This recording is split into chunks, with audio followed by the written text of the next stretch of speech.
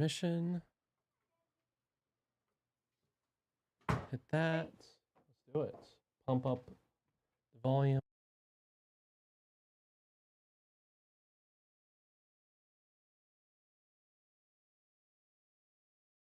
The Song of Songs. It's a well-known but not so well understood book of the Bible. It's 8 chapters of love poetry.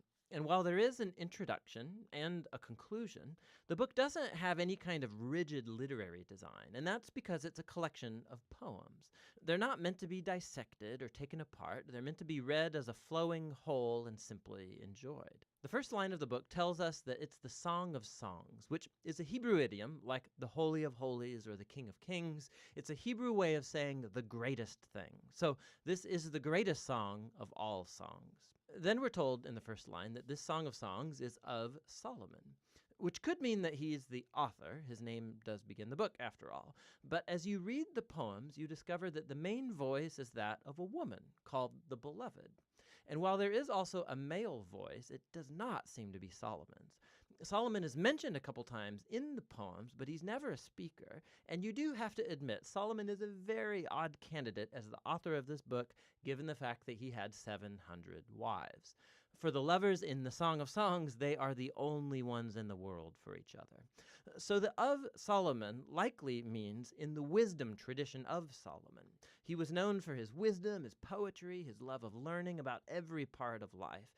And Solomon became the father of wisdom literature in Israel. And so his legacy is here carried on through a collection of love poems that explores the human experience of love and sexual desire. The opening poem introduces us to the basic theme of this book. We hear the voice of the young woman who delights in her man, a shepherd. Now, she's not married to him yet, but it becomes clear that they're engaged and they cannot wait to be together. From the introduction, the poems flow back and forth from the woman's voice to the man's, shifting from scene to scene without any kind of clear linear sequence or storyline. The poems move in these symphonic cycles, and key images and ideas get repeated and developed. So, one of the basic themes uniting the poems is the intense desire that this couple has for each other, expressed through their constant seeking and finding. So, after the opening poem, they're separated but on the hunt for one another. So, the woman calls out, or she'll wake up from a dream or go looking for her lover, and more than once, they'll find each other, they'll embrace, and then right when things start to get a bit racy, the scene will suddenly end, and a new one will start. They're separated, looking for each other, and on it goes. Another repeated theme is the joy of the couple's physical attraction for one another. So multiple times, they'll pause and describe each other with these elaborate metaphors. And here it's very helpful to know that these images and metaphors in Hebrew poetry are not primarily visual. If you try and paint a picture of these people based on the metaphors, you will end up with something that looks very, very strange. What you're supposed to do is reflect on the meaning of these images as they relate to the man and the woman. So you'll read through the poetic cycles, and the tension will keep building in their desire and joy and attraction. And this spiraling repetition is a poetic way of heightening and focusing on the mystery and power of sexual love. It all comes together in the conclusion, which pauses to summarize what these poems are all about. Love is as strong as death. Its passions are as severe as the grave. Its flashes are of fire, a divine flame. Many waters cannot extinguish love. Rivers cannot sweep it away. If one were to give all the wealth of one's house for love, he would be utterly scorned. The poem highlights the power and the intensity of love.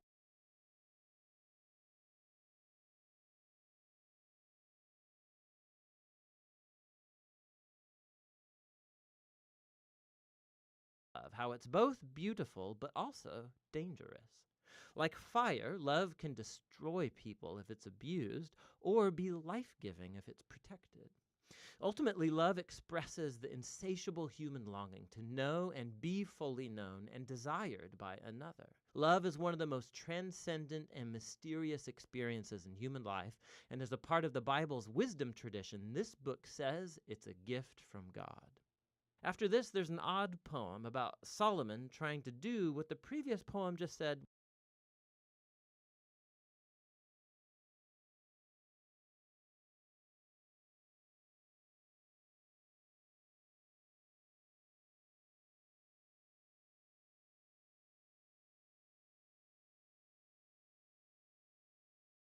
we're having to pause, let's just recap.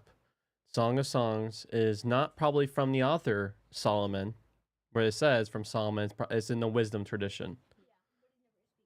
Yeah, but and so they sometimes will throw him here and there, but he's actually in the book. You just think he's a bad guy. All right. And gift and love is a gift, and it's like fire; it can destroy or warm you. After this, there's an odd poem about Solomon trying to do what the previous poem just said was impossible, to buy love. The woman rejects Solomon's offer, and then the book concludes with the man and the woman. They're separate once more on the hunt for each other. He calls to hear her voice. She begs him to run away with her, and that's how the book ends. Just totally open-ended. But that's a lot like love, which never truly concludes, because there's always more to discover and pursue in your beloved. And so true love has no end, and neither does this book. Now, through history, the big question raised by the Song of Songs is, what on earth is love poetry doing in the Bible?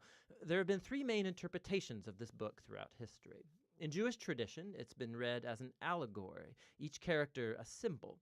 So the woman is Israel, the man is God, and their love is a symbol of the covenant between God and Israel made at Mount Sinai and the giving of the Torah. This view flowed into the Christian tradition, but the characters were swapped. So it's about Christ's love for his people, the church.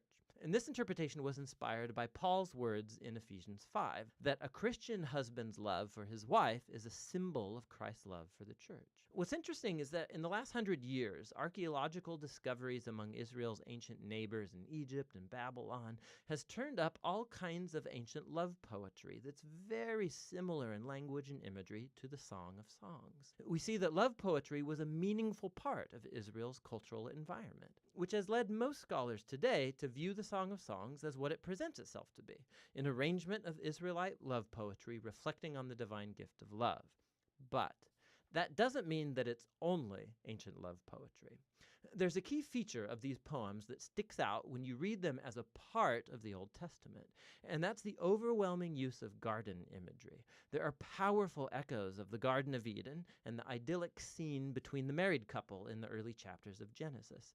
So the image of the man and the woman naked and vulnerable, but completely unified and safe with one another, this resonates in the background of the Song of Songs. It's as if in these poems we are witnessing the love of a couple whose relationship is untainted by selfishness and sin.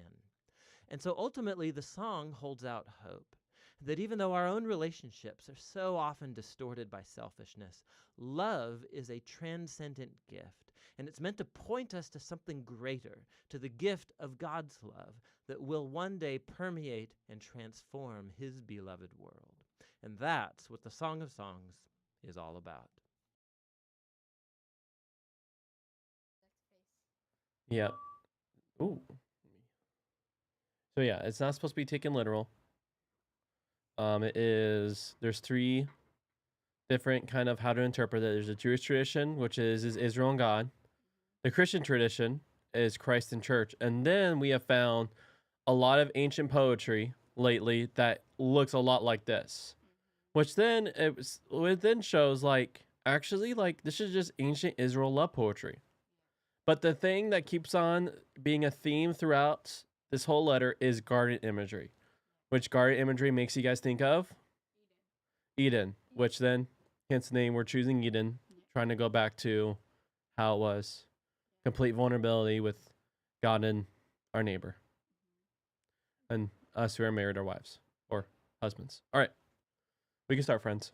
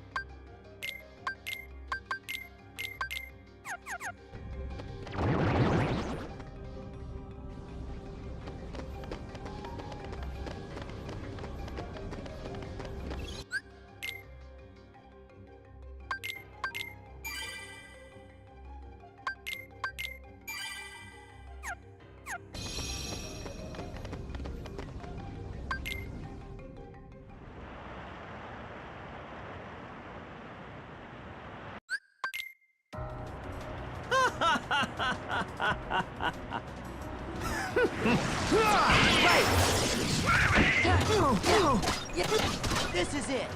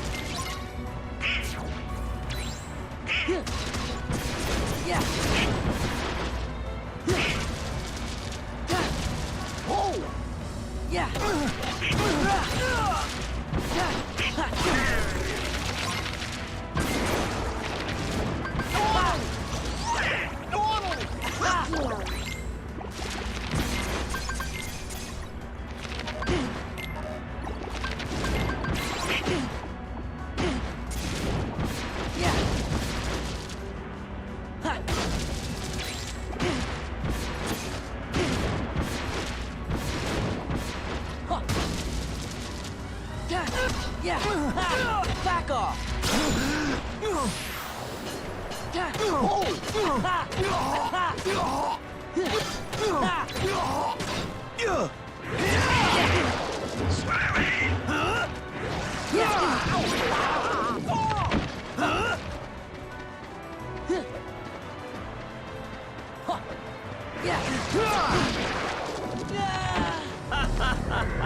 Deal!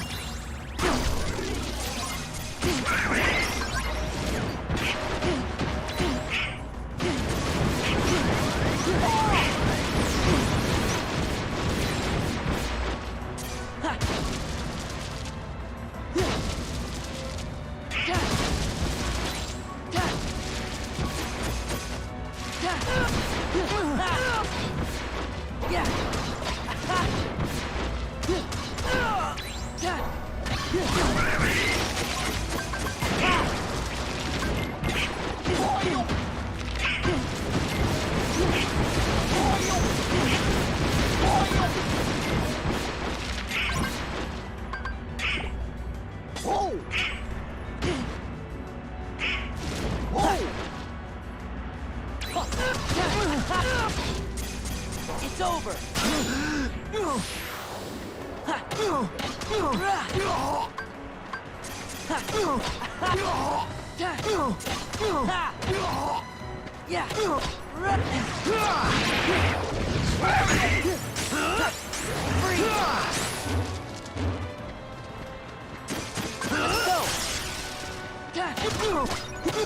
This is it.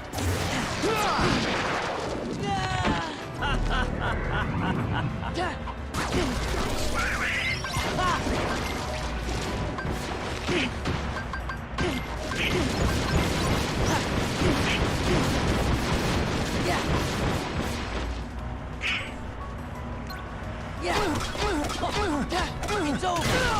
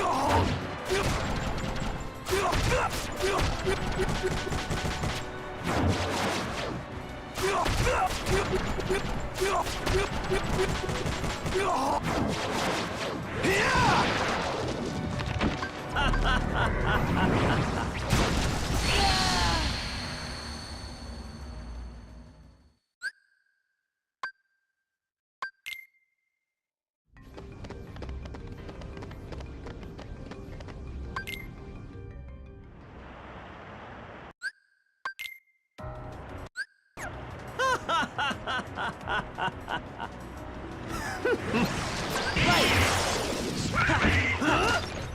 Yeah.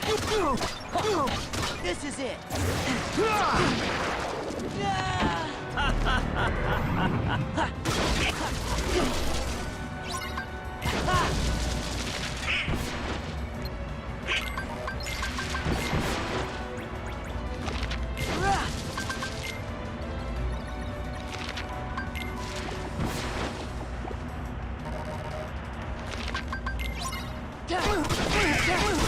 Take this! Yeah, back off!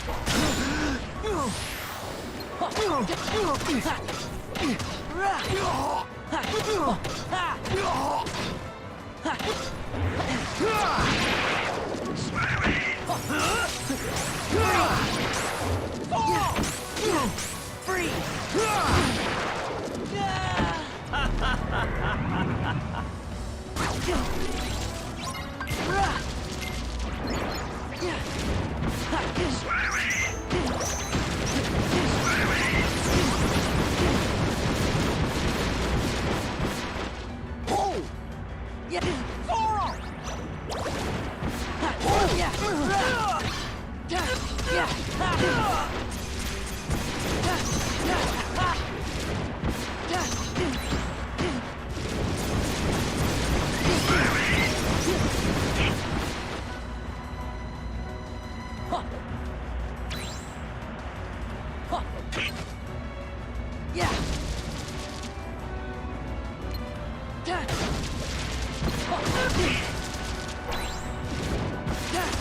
Take this!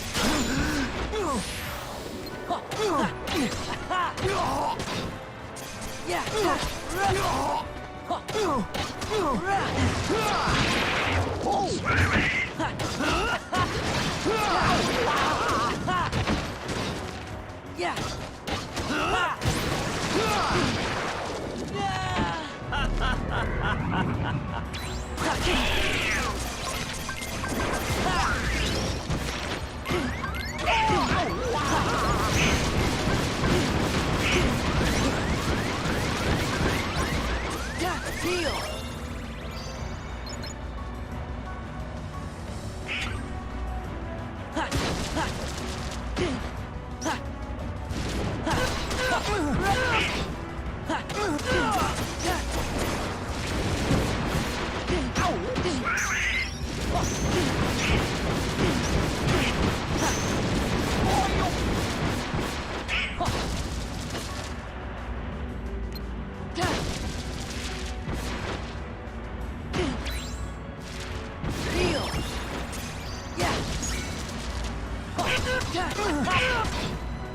It's over.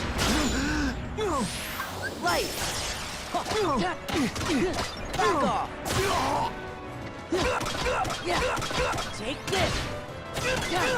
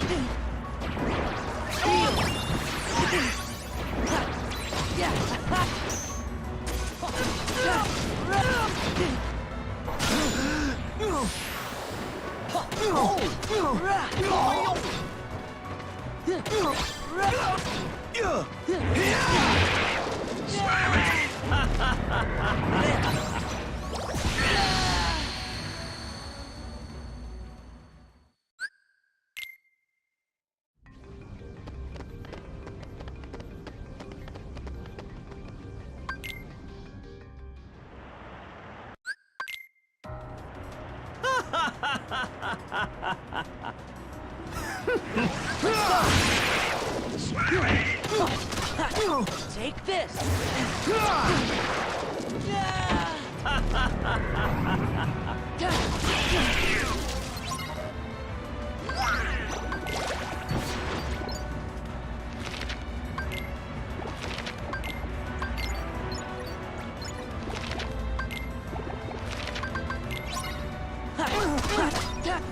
It's over.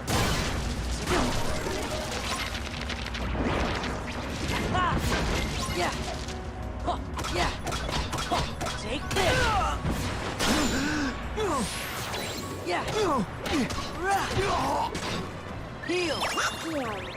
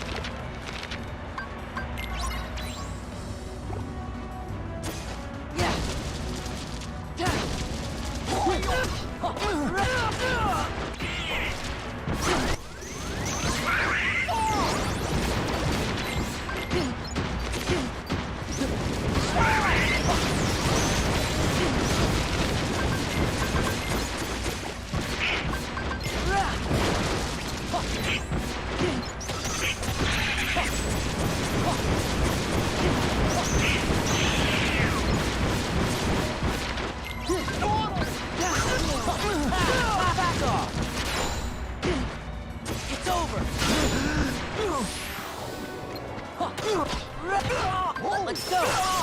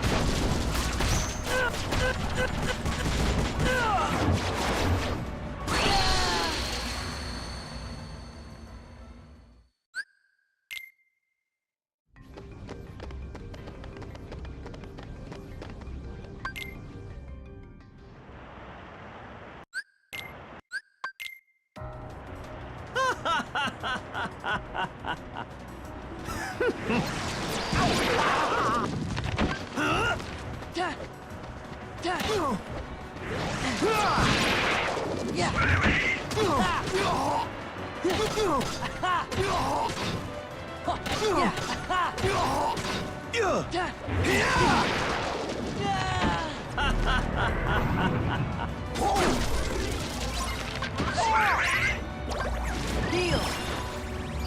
Give me strength.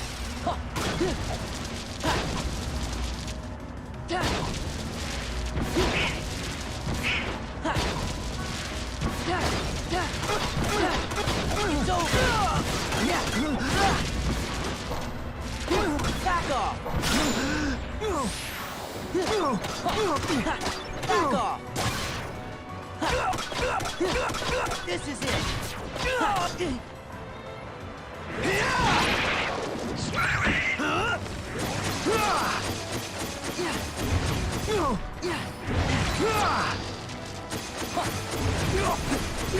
Fire!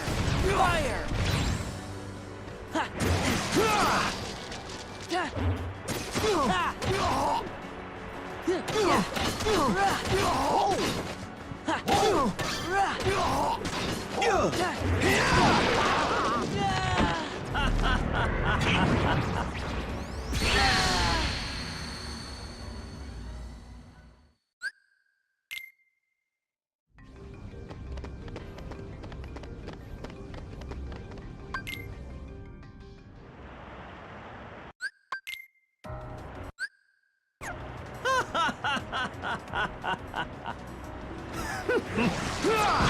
Fight! Yeah! It's over! Back off! Yeah! Take this! Take this!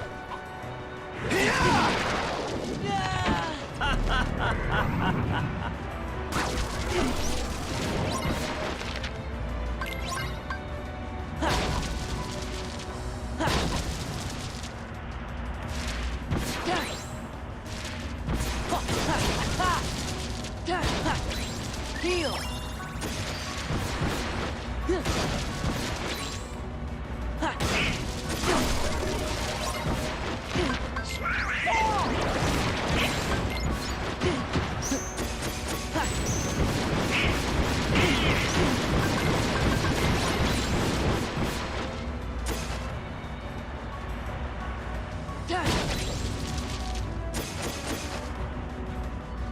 Yeah! Ha!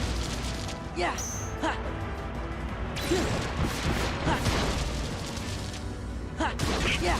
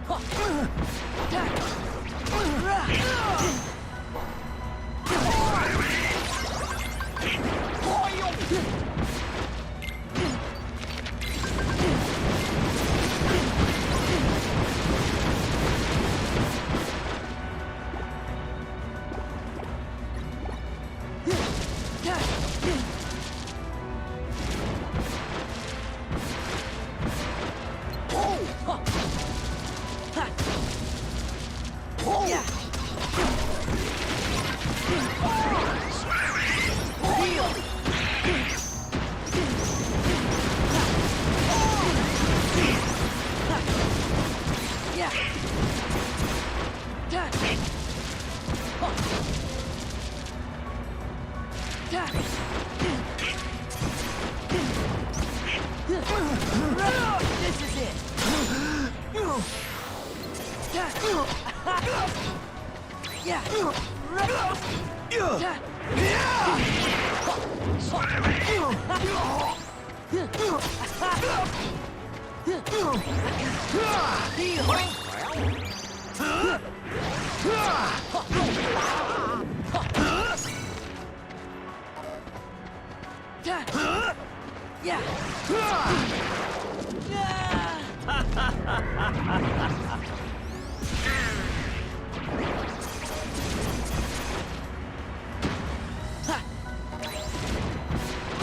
Let's go!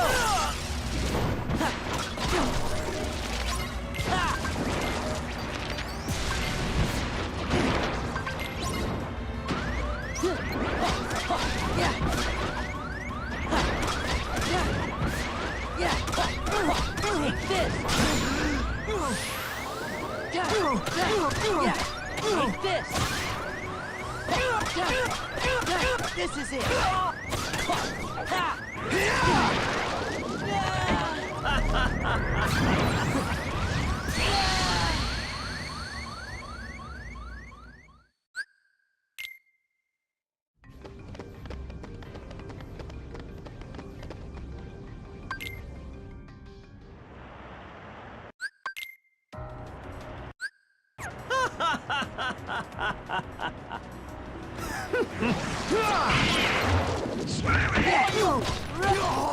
Give me strength! Back off! Take this! Back off!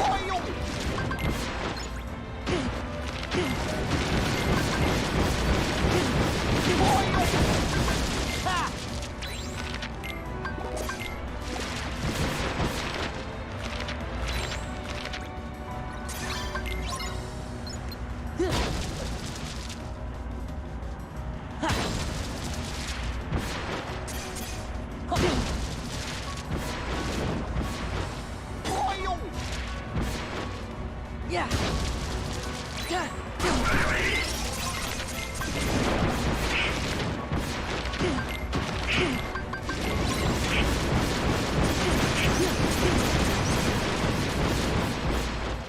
Heal! Yeah!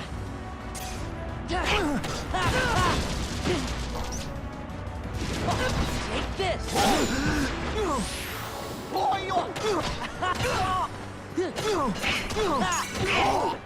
Light!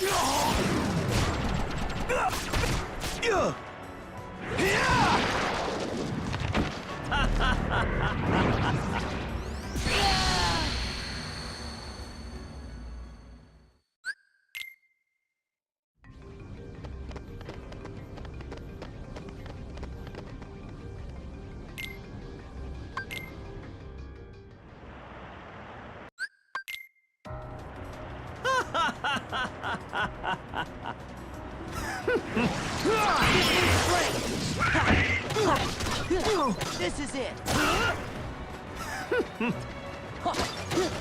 Yeah, it's over. Take this. Yeah. Take this. Back off. Yeah. This is it. It's over.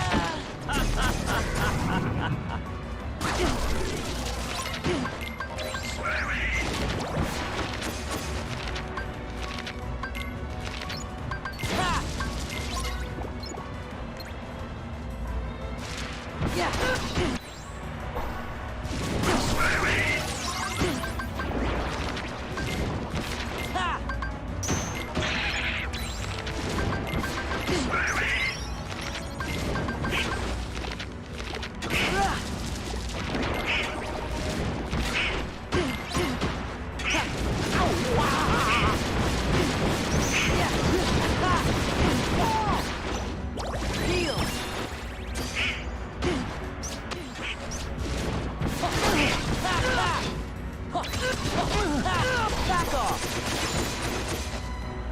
Yeah, this is it!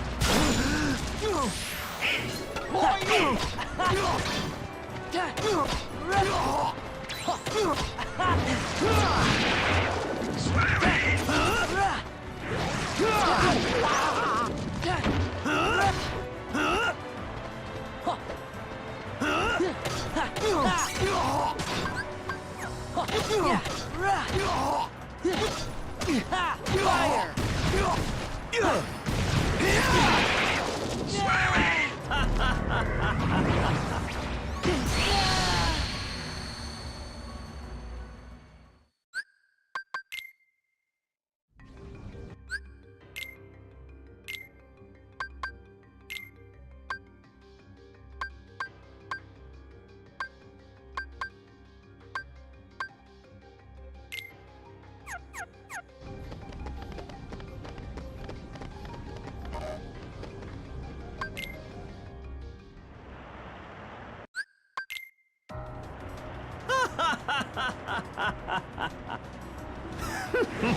Give me strength!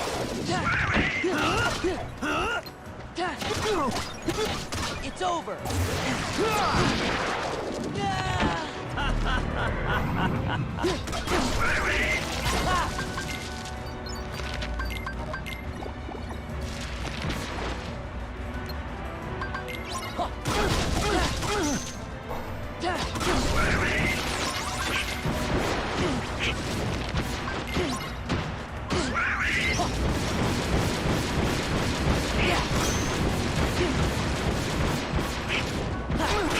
Yeah, this is it. Take this.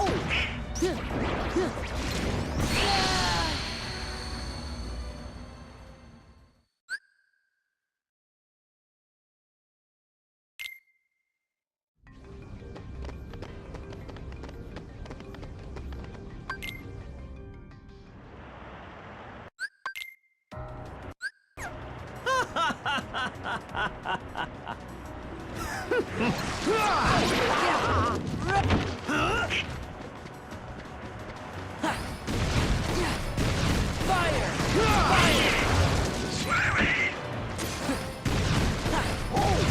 Fire!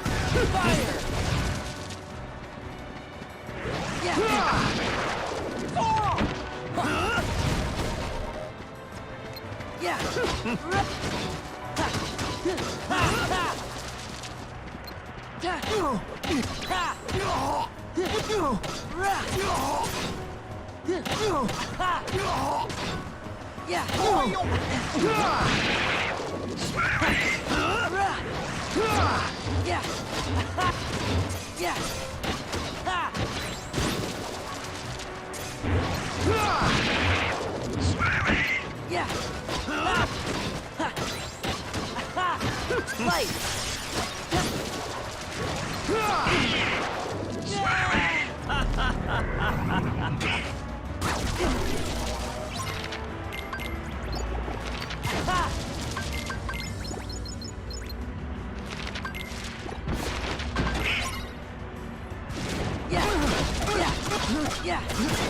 This is it.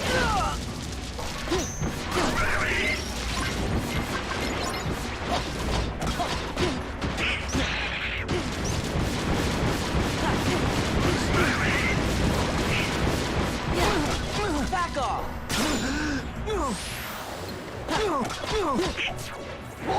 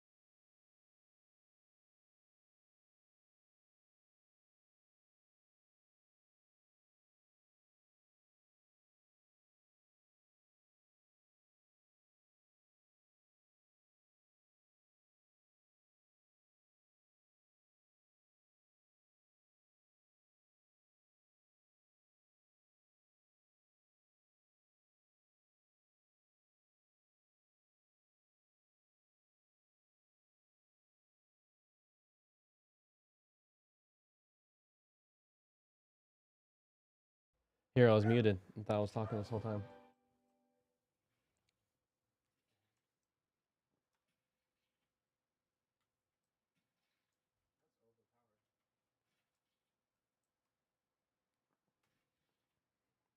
Can you imagine how long it will take to scrape a ice off your car with the coupon?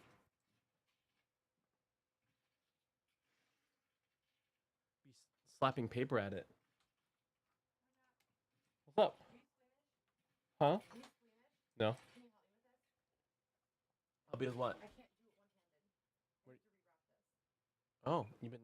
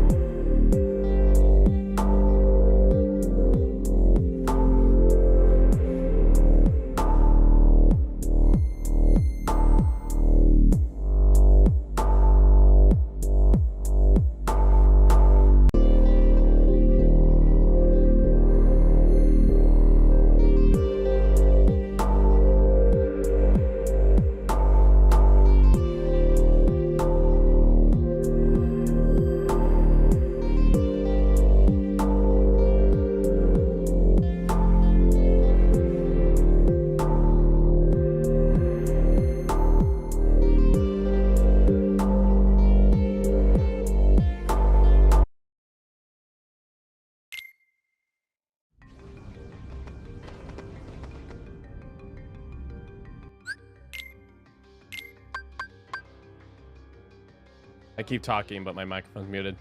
I'll come back to this another time when I don't get instantly KO'd.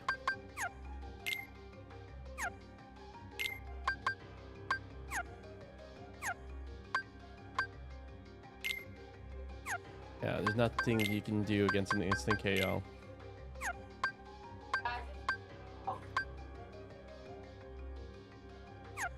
Let's go.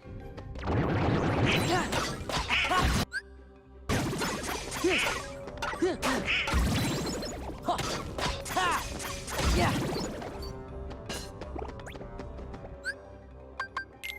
These. Maybe a dodge roll would be nice to have once again. You know? I feel like a button does just remove. Nope.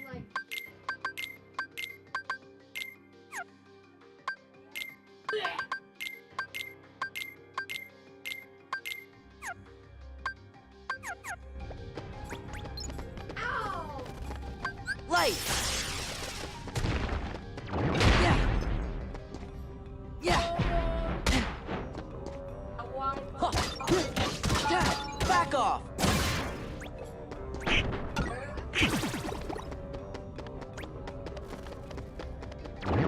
Yeah. Yeah. It's over. Yeah. Yeah. It's over. Yeah, yeah, it's over.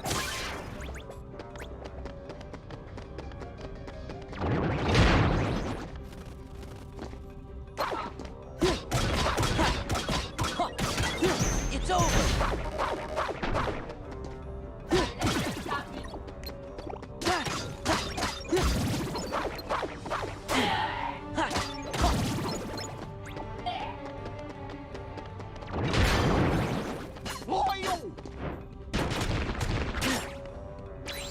Yeah! This is it! Ha! Ha! Ha! Yeah! Yeah!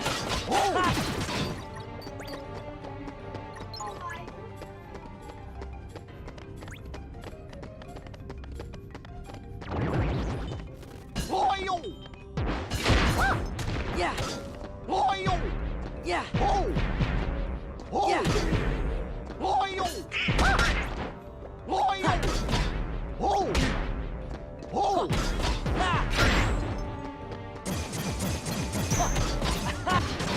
This is it!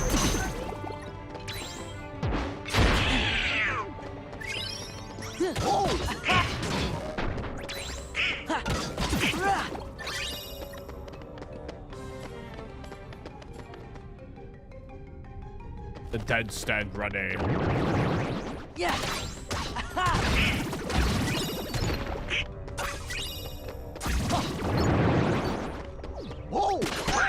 Yeah!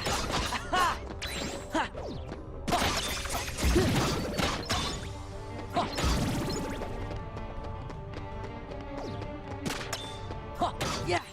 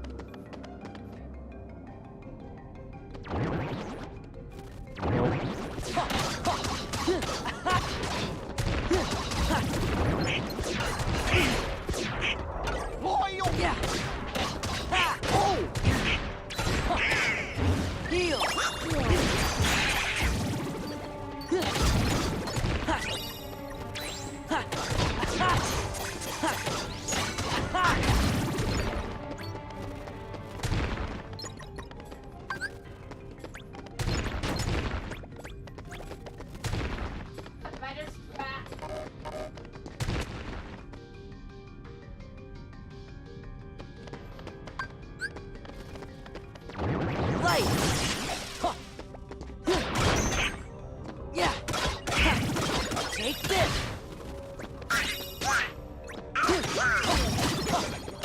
Take this!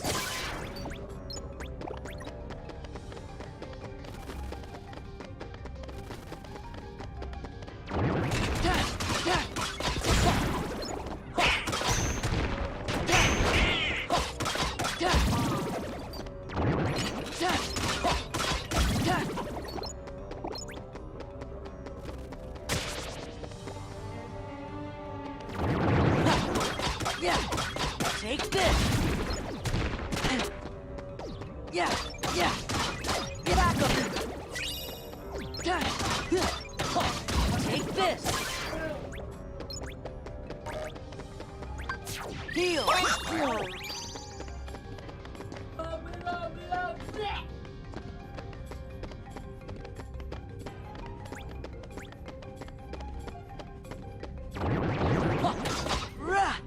Yeah. Yeah. Yeah.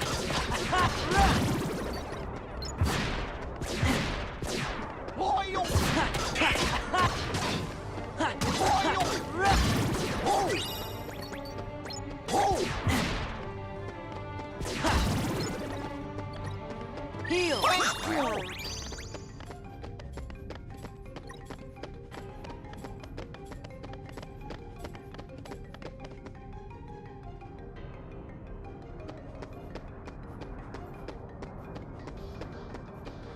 Okay.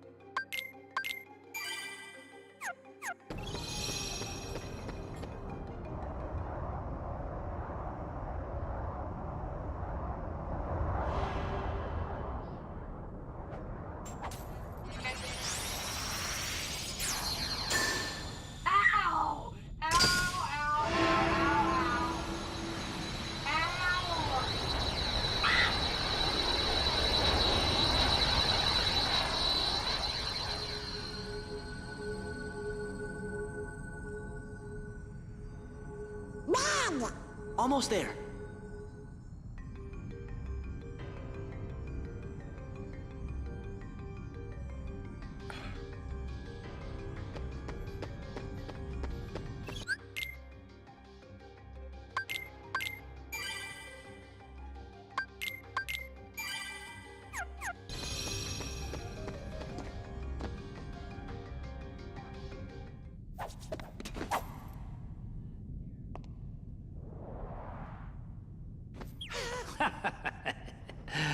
Nah, that's what I call a key.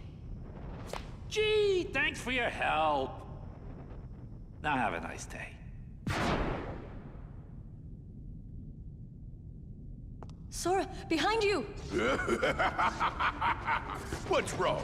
Can't fight in the underworld? Oh, boo-hoo-hoo! Better think again. Charge!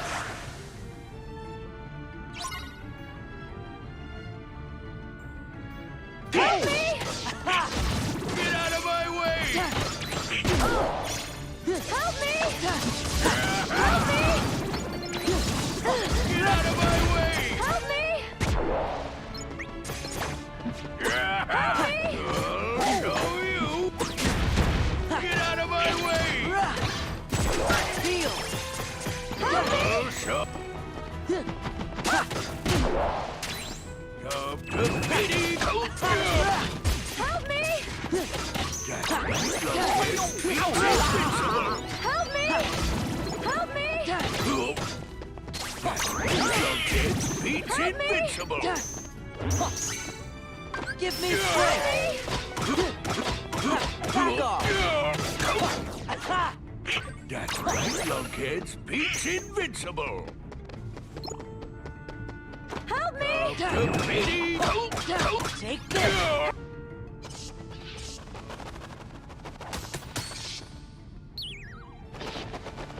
There's too many! Let's go!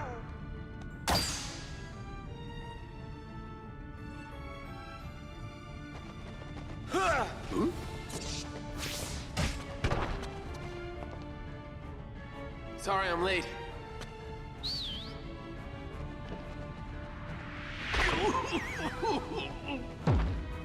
Get Meg out of here. I'll meet you back at the Coliseum. What about you? I'm gonna show these guys what happens when they mess with a true hero.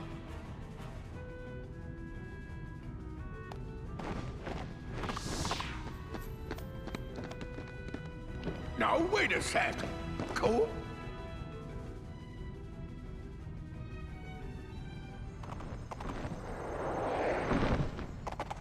Sora, I won't leave him. You'll be okay. Look, even Herc has his limits. He can't keep winning forever. Then we'll go back him up.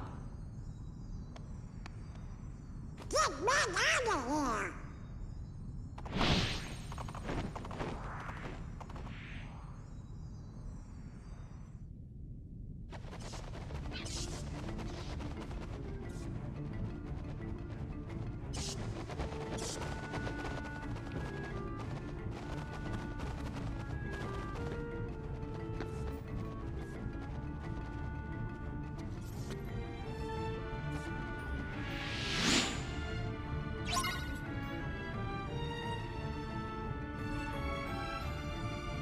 That's right. Let's go!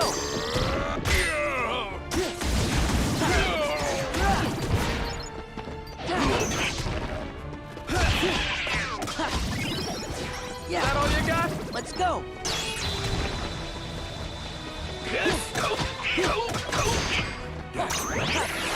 Let's go!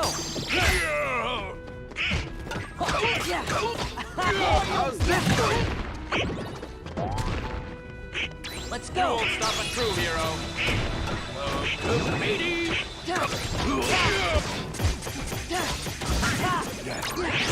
Let's go!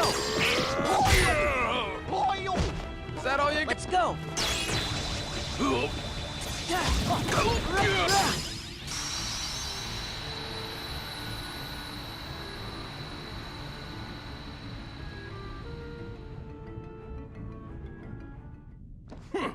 This place gives me the creeps. I'll deal with you nitwits next time. Oh!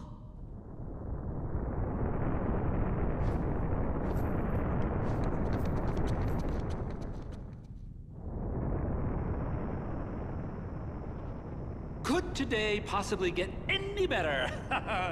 This time, Wonder Breath is going down for good.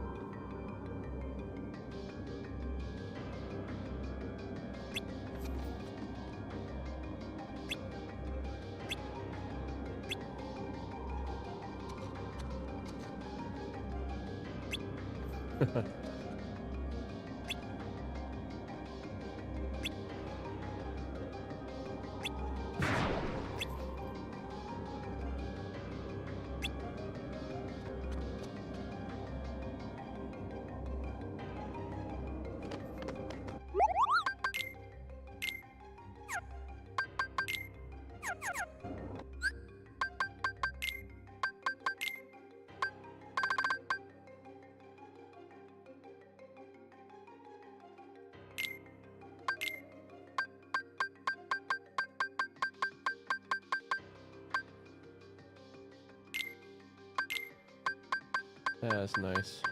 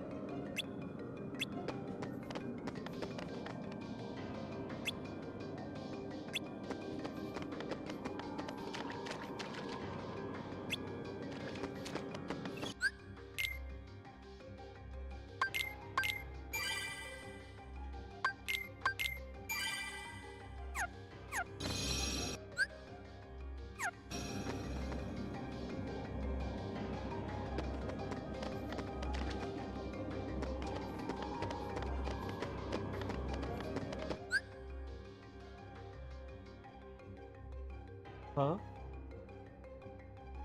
We have about 11 minutes left. Okay.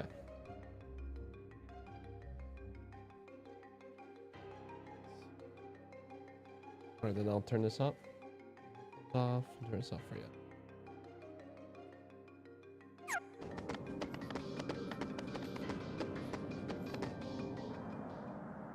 At this very This moment, can't I haven't be. I haven't experienced an Alice in Wonderland maze yet, where you get where you have to keep poking things to figure out where to go.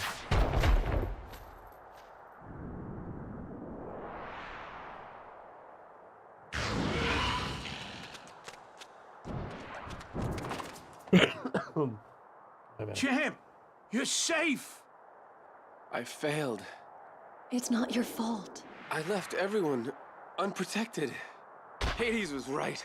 I'm just a washout. Ah, come on, champ. I didn't train you to think like that.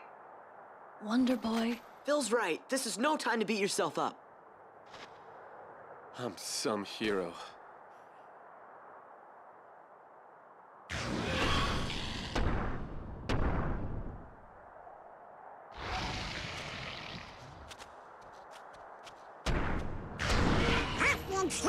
Yeah. Don't suppose you got room for one more? We're in. Pegasus.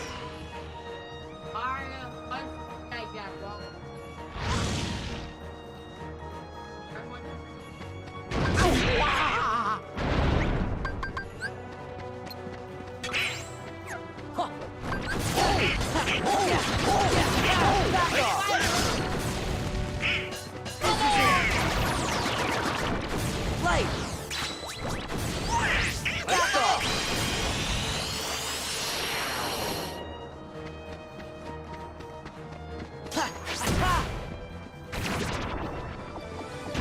Hey, Sora!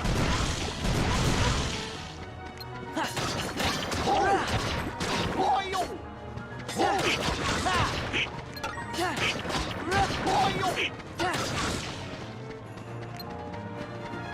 Yeah.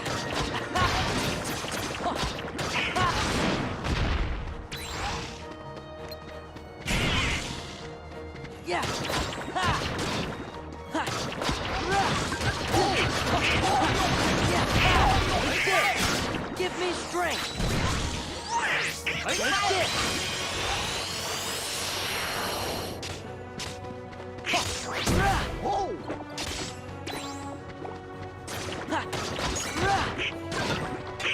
Give me The strength. Hydra's back! Get up on the Hydra's back! Get up on the Hydra's back! Yes.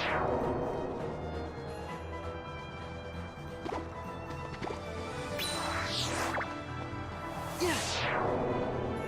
This is it.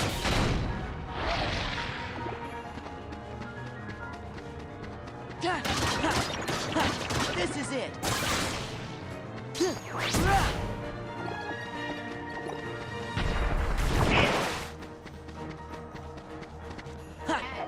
That's what I did for you.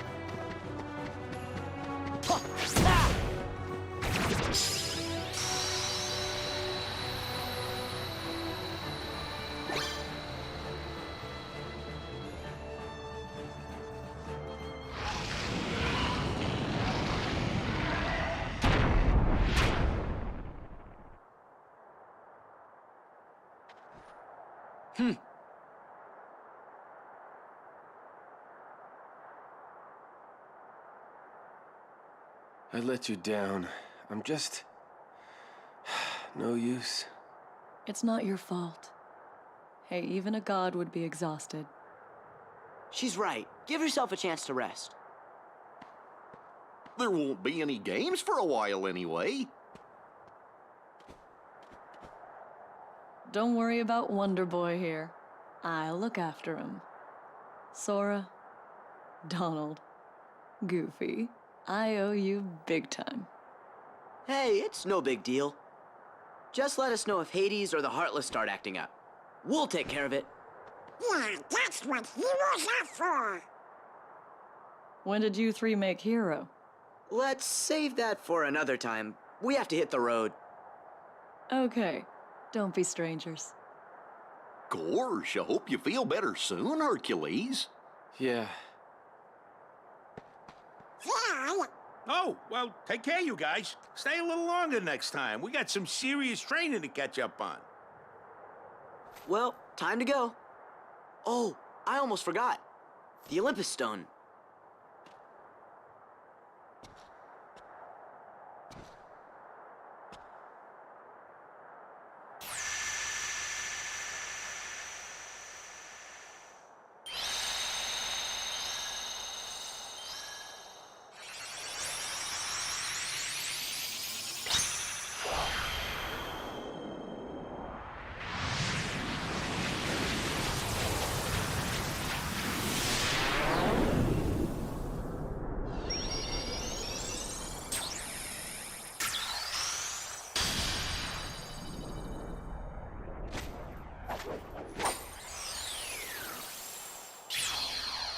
Yeah, pretty much.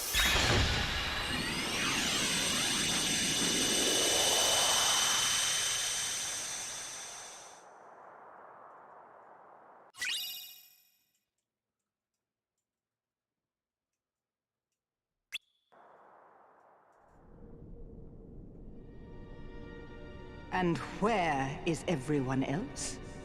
Beats me. They must have had some other Oh, they matters was to gonna deal say with. Pete's me. Matters? You mean they have more important affairs to attend to than my return? Well, see, there's this Organization 13 that keeps getting in the way. Let those fools play their little game. But what about that runt with the Keyblade? He's been a real pain, too. Oh, has he? Very well, then. I suppose you'd best tell me what's happened during my absence.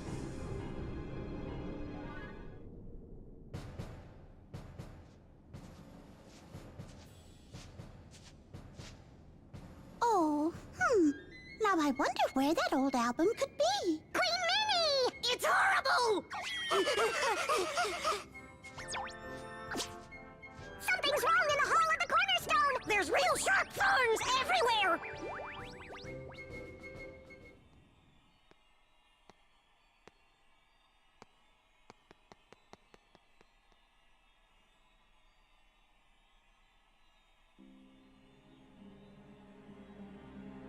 Oh, King Mickey, I wish you could hear me.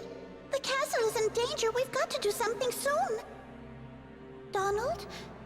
Goofy? Where are you?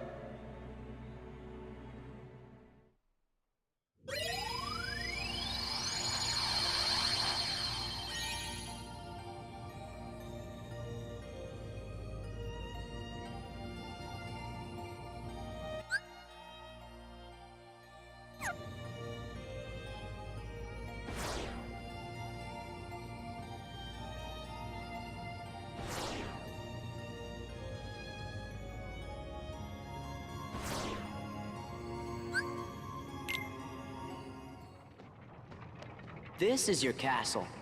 Must be nice to be home, huh? Well? You know, something just don't feel quite right. Yeah!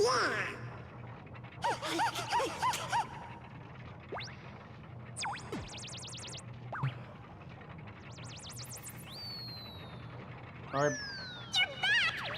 Move it! Let's go! Queen Minnie needs to see you! The castle's in danger! Hurry, to the library! Let me know when you're ready to go through step char.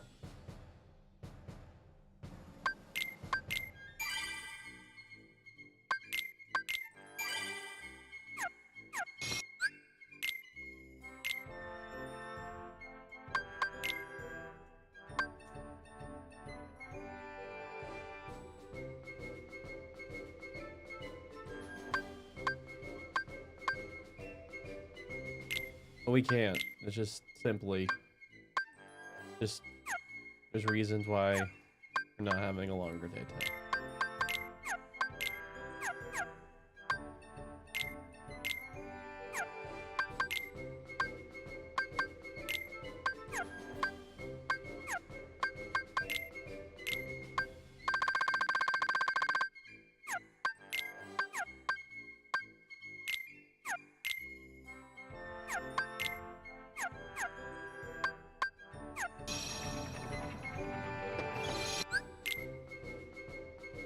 Yeah, but I just made all those changes, so I'm going to save again. Now I have a different weapon to bash my enemies with. Oh, there's one other thing. Valor. Actually. Air combo boost and air combo plus. Please.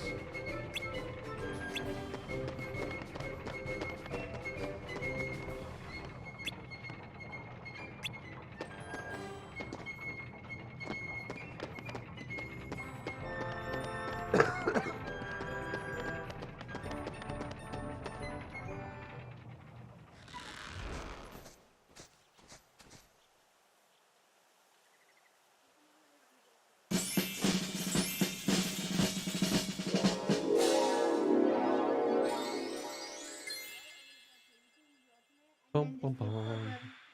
Bum, bum, bum.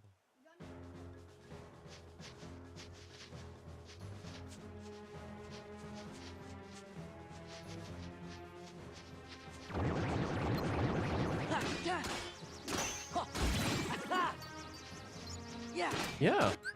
Wink. Oh. He's been here all day, my friend.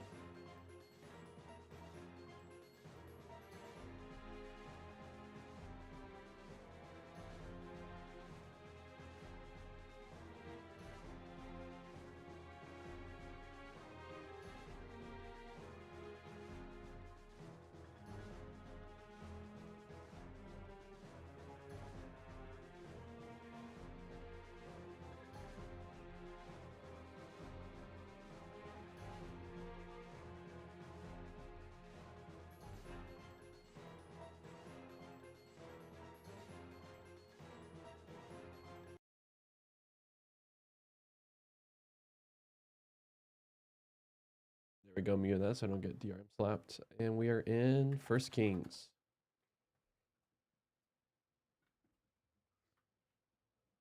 All right.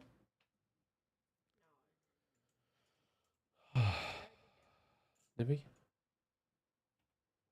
Oh, yeah. All right. What do you most want? Geez, you're all amazing. Thank you that you through all our compromises. You're the truly faithful one who pangs yourself to draw near to us. So thank you for accepting the pain that it takes to be near your creation. There's no better serving, loving entity out there. No other ancient religion can compare to how good you are. If we see you evil and capricious, it doesn't stem from a true, honest studying of Scripture and understanding how you draw near to humanity and how you inflict pangs on yourself to make covenants with us. So thank you for the covenant through King Jesus, the everlasting one, the one where we look forward to our resurrected body as you have a resurrected body. And I take a moment and ask please forgive me for my compromises. And I thank you that you've forgiven me and you have declared me a new creation. May I live as if the new temple is now, the new heavens and earth is now, by sharing, never hoarding. Amen. Ready? Okay. 1 King chapter 3, verse 1 through 15. What do you most want? Solomon made a marriage alliance with Pharaoh, king of Egypt. He married Pharaoh's daughter and brought her to the city of David until he had finished building his house and Yahweh's house and the walls around Jerusalem. Although the people, however, were sacrificing at the high places because the house for Yahweh's name was not yet built up to that time, Solomon was loyal to Yahweh and walking by his father David's laws. However, given that he was sacrificing and burning incense at the high places, the king went to Gibeon to sacrifice there because it was the largest high place. Solomon will offer 1,000 burnt offerings on that altar. At Gibeon, Yahweh appeared to Solomon in a dream by night. God said, "Ask for what I shall give you." Solomon said, "You yourself showed great commitment to your servant David, my father, as he walked before you in truth and faithfulness and in uprightness of mind with you. You have kept this great commitment for him and given him a son sitting on his throne this very day. But now, Yahweh my God, you yourselves have made your servant king in place of my father David when I am a small boy who does not know how to go out and come back to get things done. Your servant is in the midst of this people that you chose, a great people that cannot be numbered or counted because of its size. So you should give your servant a listening mind to exercise authority for your people to discern between good and bad. Because who can exercise authority for this massive people of yours?" The thing was good in the Lord's eyes that Solomon had asked for this thing. God said to him, "Because you asked for this thing and you did not ask for long life for yourselves or for wealth for yourselves or for the life of your enemies, but you asked for yourselves to be discerning and hearing judgment, right, I am acting in accordance with your words. Right, I am giving you a wise and discerning mind, such that there has not been anyone like you before you, and that there will not arise anyone like you after you. What you did not ask, I am also giving you, both wealth and honor all your life, such that there will not be anyone like you among the kings. If you walk in my ways by keeping my laws and commands as your father David walked, I will give you a long life." Solomon woke up, right, a dream. He came to Jerusalem and stood before the Lord's covenant chest and offered whole offerings and sacrificed fellowship offerings and made a banquet for all his staff. So he is sacrificing to Yahweh. Yahweh revealed himself in the dream. And what did he ask Solomon? What do you want? And he's like, "I'd like wisdom. I would like to be able to find good and bad, not on my own, but actually discern good and bad." Yeah. Which harkers back to Eden, right? And so now we have this hope. We have this hope that we have someone who is actually being the royal seed who will not define good and bad on their own.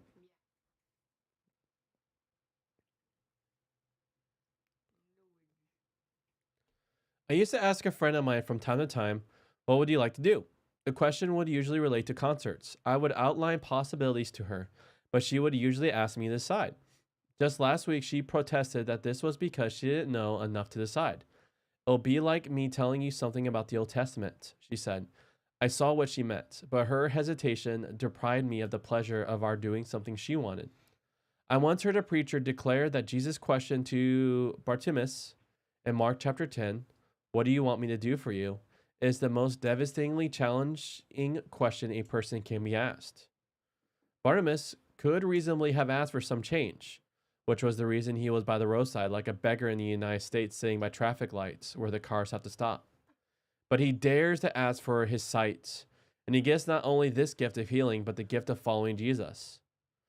Just a few verses previously, Jesus has asked two of his disciples the same question, and they have asked to sit on thrones either side of him in his glory. Disciples can have less insight than new converts. Solomon gets asked the question, "What would you like me to do for you?" and provides a model answer in the sense that it is the right answer given the situation he is in. The right answer for other people's and other situations, such as Bartimaeus, might be different. Yet the account of God's appearing to Solomon and Solomon's making this request comes in the context that attaches some irony to it. The very first thing we're told about Solomon once he is secure on his throne is that he made a marriage alliance with Pharaoh, king of Egypt. There are several reasons why this is a troublesome statement. So you see he's asked for wisdom, but you see already before he is already messed up.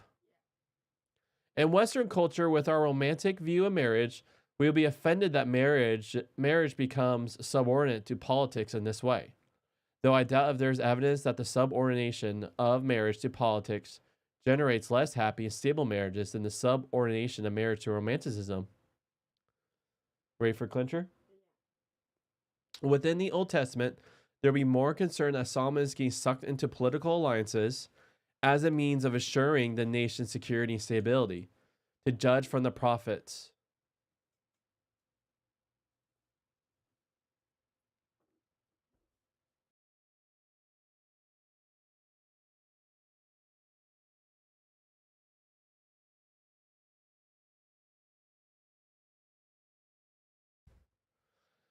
All right, clutch. Within the Old Testament, there will be more concern that Solomon is getting sucked into political alliances. You know what political alliances are, right?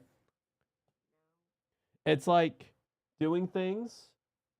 So like the marriage with Egypt. When you do a marriage alliance, it's putting your two kingdoms together. So like Egypt and Israel. You know Egypt's terrible history with Israel, right? Yeah. Slavery and all the evil stuff. So what Solomon did by marrying one of Pharaoh's daughters is he gave a kind of like, we are together now by marriage. So here he's marrying into the Egypt, which should raise red flags. So within the Old Testament, there will be more concern that Solomon is getting sucked into political alliances as a means of assuring the nation's security and stability. To judge from the prophets, trusting in political alliances rather than in God will be a main problem through the period covered by 1st and 2nd Kings. Within these books, the main problem will be worshiping the gods of other peoples or worshiping Yahweh in the way other peoples did. For instance, using images or sacrificing children. Bringing foreign wives to live in the city of David will mean making it possible for them to worship their gods there, only a few feet away from Yahweh's own sanctuary, and this development will also encourage a process whereby the Israelites' own worship is influenced by such worship. The subsequent verses indicate that there isn't an immediate problem, though it hints that there will be a problem in due course. That people were sacrificing at the high places, which would be problematic in later years, but would be all right if it meant proper worship to Yahweh, proper worship of Yahweh, such as Solomon himself offered. Although Jerusalem will have had its own sanctuary before David's day, and David had brought the covenant chest to Jerusalem so that there was some kind of sanctuary there, apparently the sanctuary at Gibeon, just up the road, was more impressive and was thus chosen for a significant event. It is thought to have been located at the village now called Nebi Samuel, Prophet Samuel, which is visible from Jerusalem. Let's look up this village. So most people, I guess most scholars think that where he is right now sacrificing to Yahweh is in this place called Nebi Samuel.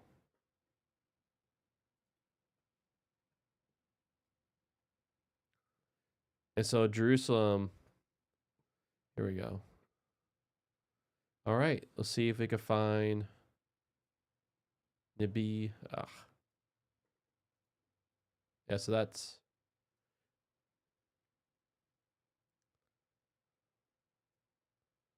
all right. So there's Nebi Samuel. So this is where they were sacrificing because it was a higher, more cooler place to sacrifice to Yahweh than Jerusalem. And so right now it's like dropping, like they're sacrificing at these places in these high places. And at this very moment, they're not doing anything wrong, but we're eventually going to see that they're going to be using those high places for worshiping other gods or worshiping Yahweh in ways that's not cool to Yahweh, like child sacrifices. It looks at this act of worship with its gargantuan sacrifice, though maybe they count as hyperbolic, was a special occasion near the beginning of Solomon's reign. Hence, God's response appearing to Solomon with that testing question. The terms of Solomon's response are telling. He's concerned with the fact that his job is to exercise authority for the people. It is a responsibility David accepted when he was at the peak of his achievement, before everything went south. There is no separation of powers in Israel, so that means exercising political, military, and judicial responsibility. And all these connections, Solomon knows he needs to be able to discern between good and bad. You might be surprised that he dares to ask this, because back at the beginning, God had told the first human beings to keep off the tree that could convey the knowledge of good and bad. We usually say good and evil, but the words here are the same. It seems that the issue back then was not that God was against people having this knowledge, but that God wanted to decide the terms on which people had access to it. The problem was people's unwillingness to let God be sovereign in respect of it. Elsewhere, the Old Testament recognizes that this discernment is needed by and appropriate for human beings, and especially kings. Here, Solomon knows he needs a listening mind. Adam and Eve had listened to the voice of the serpent. Solomon knows he needs to be listening to God, but also knows he needs God's help in order for him to do so, because it's not human instinct. So, do you hear remember Shema? What does Shema mean? It means listen. It is part of the prayer, but it means listen. Yeah. Is listening the Hebrew word for listening? Is it just hearing sounds? No. Yeah, it's also doing. And so when Adam and Eve listened to the serpent, they listened and did. And so we need to listen to God and do what God wants. Yeah, so we listen to the voice of the Lord. We listen to King Jesus, his representative. Maybe he also knows that he needs to be listening to the people whom he has to govern and for whom he has to make decisions and to have discernment about them. Solomon's words does clarify that he and God mean by wisdom. The key to wisdom or discernment lies in having a listening mind, in submitting one's thinking to God's way of thinking. The way the wisdom books in the Old Testament, such as Proverbs and Job, will put it is that reverence for God is the beginning of wisdom. And reverence to God in the Old Testament means listening to God and doing what God says, paying attention to the Torah and doing what it says. It's no coincidence that Solomon becomes the patron saint of wisdom in the Old Testament. Comparing the picture of Solomon in this chapter with the picture in the opening chapters of 1 Kings and with the one we will get from some later chapters suggests that the picture here is idealized. It thereby sets before people, and especially before later kings, a vision of what a king is supposed to be. If they want to rule well, they are to be like Solomon in his attitude to knowledge of good and bad, not like Adam and Eve. So Solomon woke up and realized it was a dream. In Western culture, that would mean it was only a dream. If we ask what it meant, we will give an answer in terms of Solomon's subconscious desires and fears. Traditional cultures realize that dreams can be means of God speaking. To say it was a dream is to open up the possibility that it was a revelation from God, as the opening of the story suggested. So, King Solomon, it's probably not going to be all 100%. Well, of course, we're going to get into these uglies. But right now it's showing the idealized. So you know what idealized means, right? So imagine I'm on a hill and I have my arms like this and there's glows going on from behind me. Like I'm on top of a hill and you hear the sound. Ah! Like I am, say I'm the idealized gamer. Slap that. And so now you gotta tell everyone to try to be like the idealized gamer, like Corey. So, well, that's what the scriptures are showing. They're showing the idealized king, where Solomon is going, wisdom. Oh! And so he's defining good and bad. He's asking to define good and bad on Yahweh's terms. And that's why he says to honor. So other translations use fear of the Lord, which can sometimes get like, you're supposed to like, huh? Like be terrified of him? No, it's, we honor him. Reverence. All right, we can start, friends.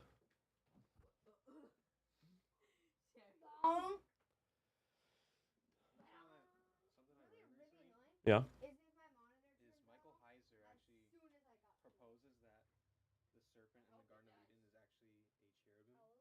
Hmm. I don't think I have. No.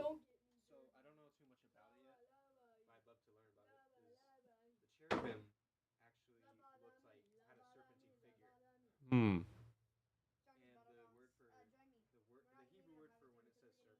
Yeah. Hmm. Okay. How's our brain space? Okay, so are you guys on the same team? All right. So, okay. So, there's no such thing as kill steal, right?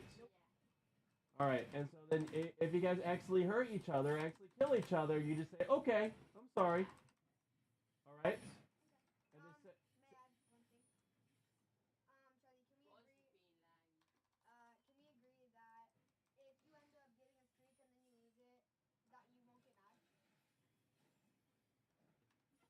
so saying, if you lose your streak, you're going to be cool. All right, HR, you hear that? If we actually die and lose our streak, we're to keep our cool.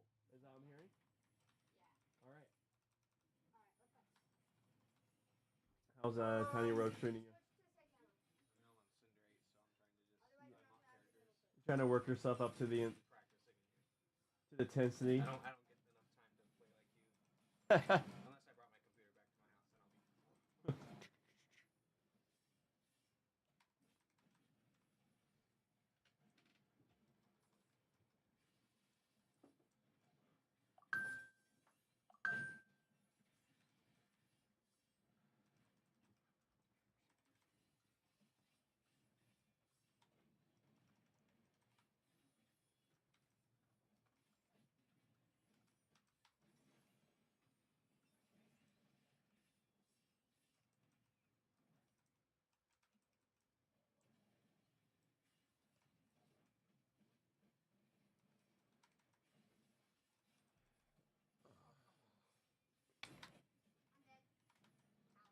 Bum, bum, bum, bum, bum, bum, bum.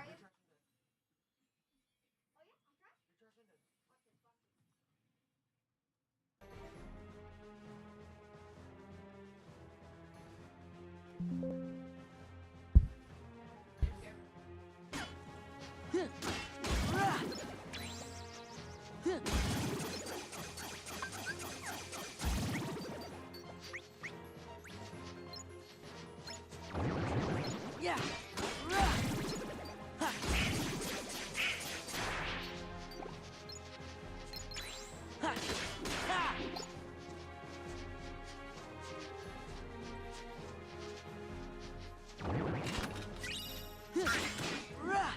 Yeah.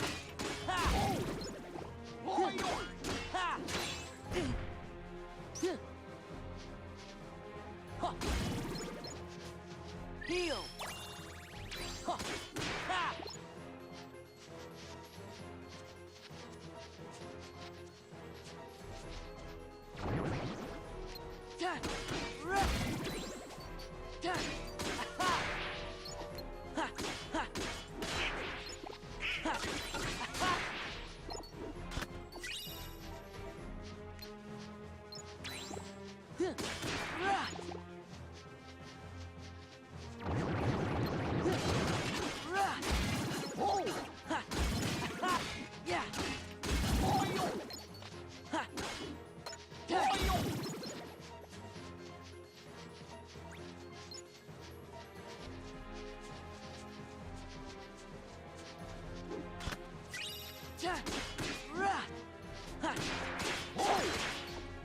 Let's go!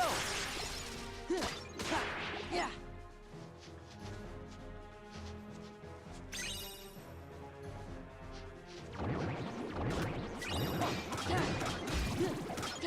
Yeah, it's over!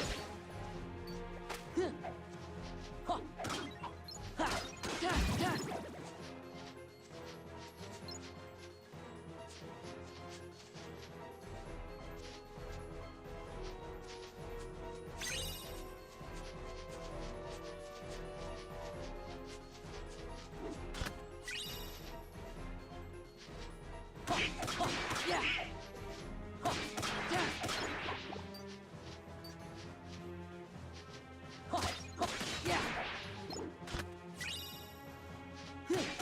Yeah! Yeah!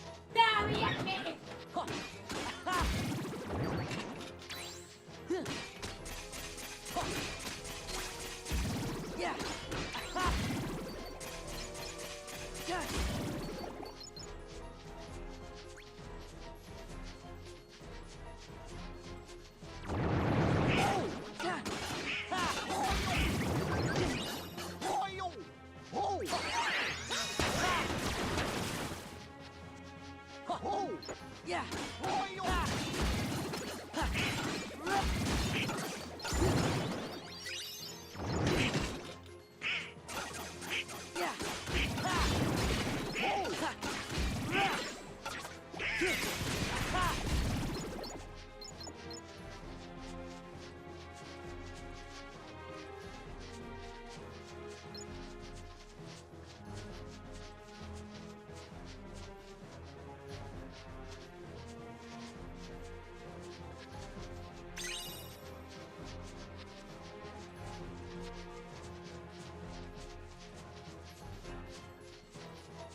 Heal!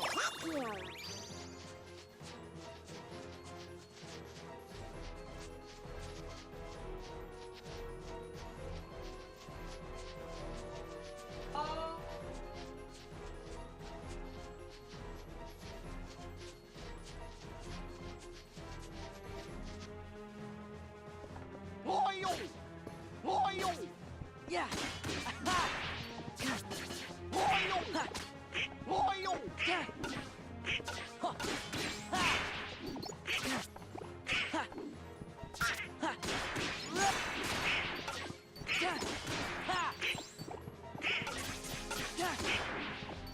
Light!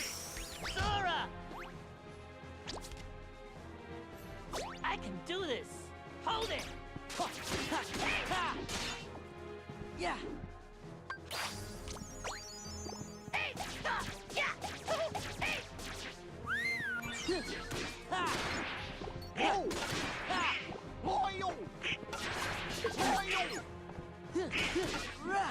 Heal!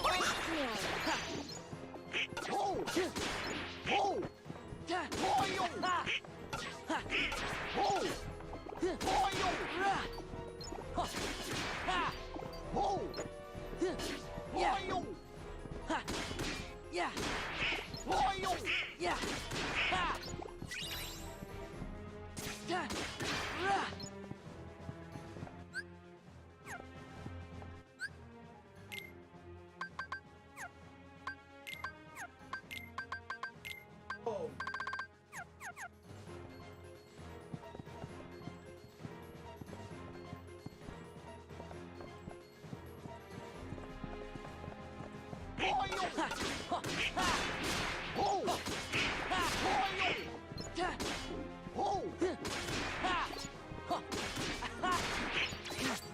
Yeah!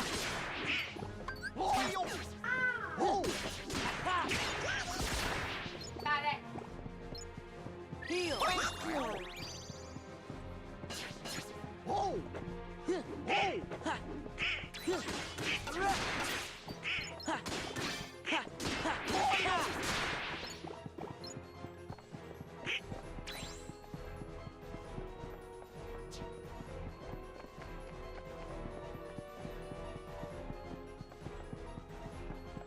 Yeah. Yeah. Let's go. Yeah. Back off. Yeah. Yeah. Take this. This is it. Yeah. Yeah. It's over.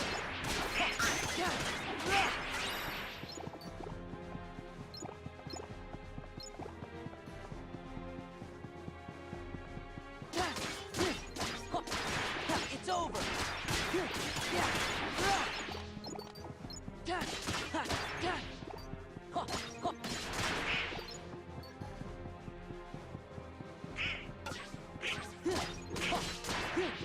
It's over. Loyal. Yeah. Whoa!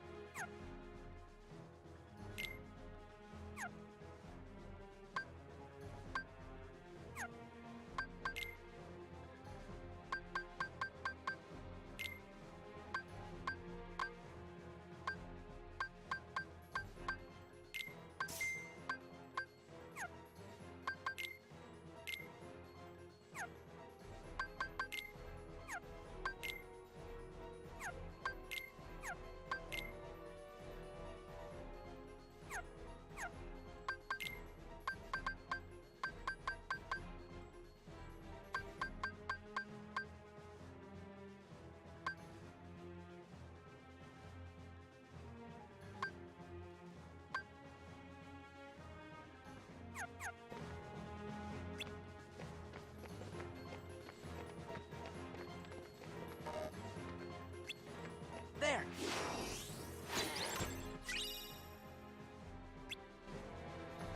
Okay, Paul, thank you.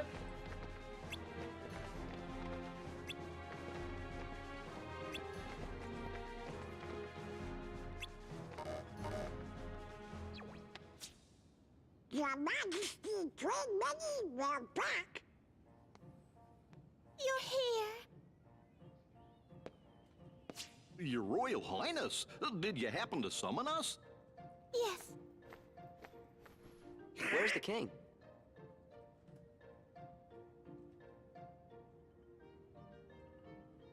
Excuse them. This is our friend Sora.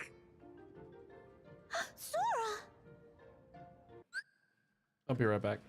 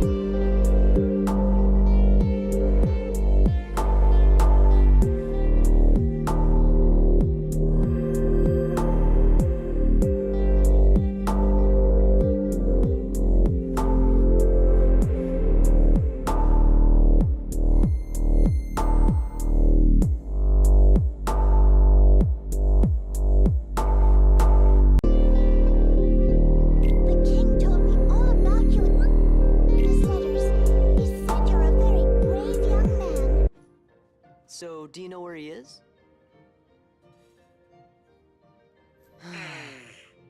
Your Majesty, what your Heartless doing in your castle? Oh my, so those are the Heartless. Don't worry, we'll take care of him. I know I can count on you, Sora. Now there's something I'd like all of you to come and see. Would you please escort me to the audience chamber? What?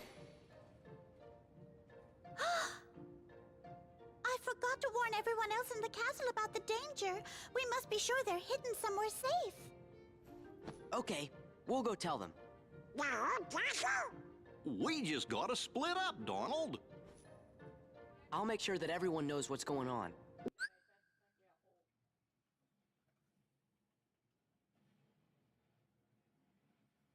No, Sora, you just get lost.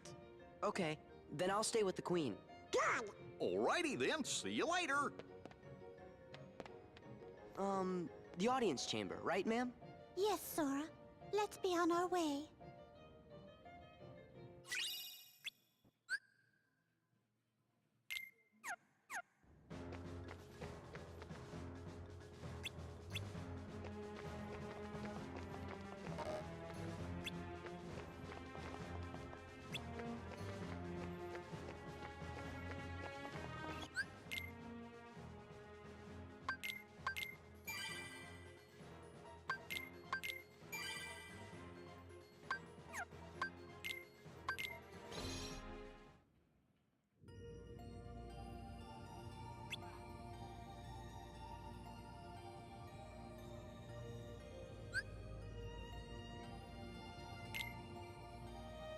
Okay, but.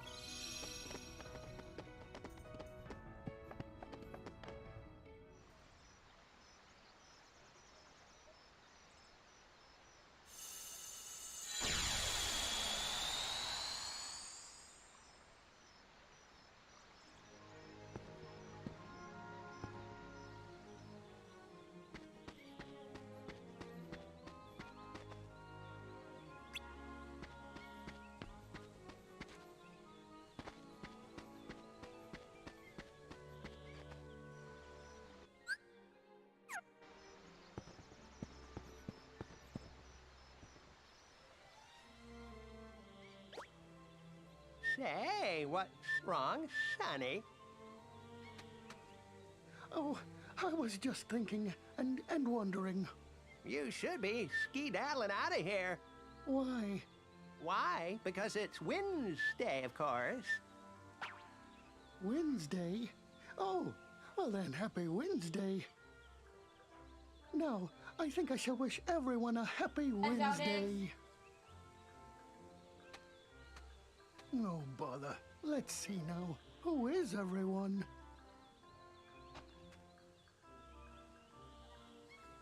Think, think, think, think, think, think.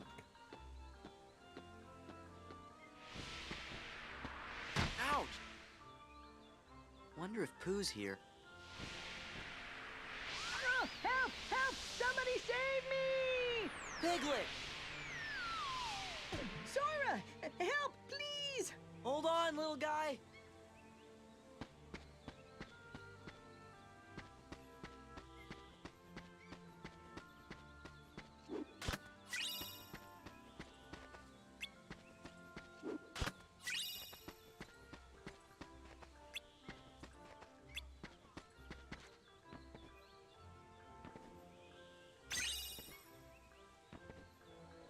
Yeah!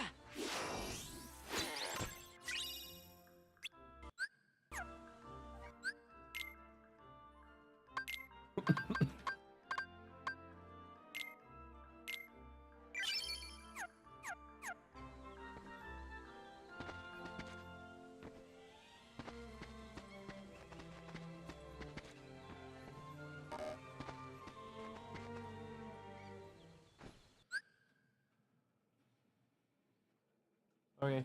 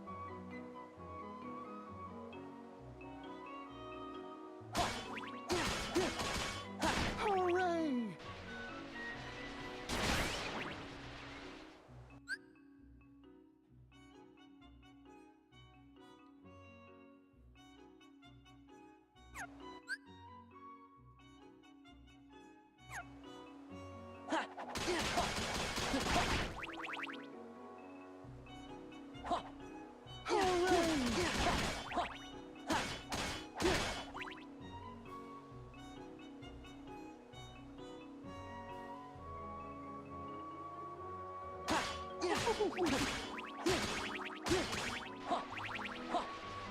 my! Thank you very much, dear somebody.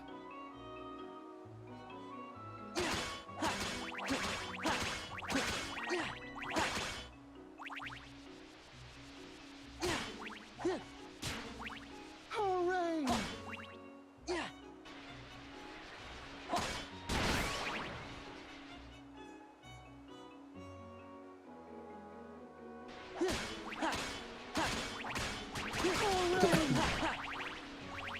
Pooh Bear! Oh, Sora, that was frightening.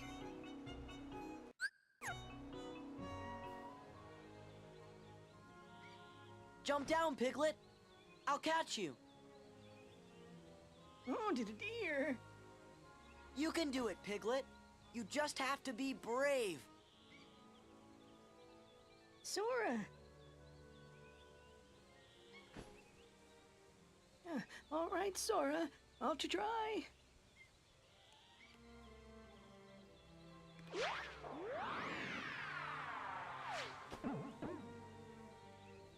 Oh, that was rather frightening. I do hope you're all right, Piglet. Oh, Boo, you remembered my name? You really, truly remembered? Of course, Piglet.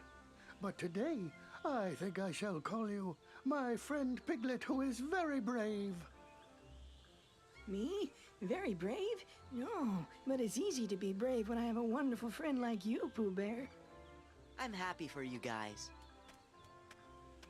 Oh, and thank you for rescuing my friend Piglet, somebody I don't know. Oh, sure. Don't mention it.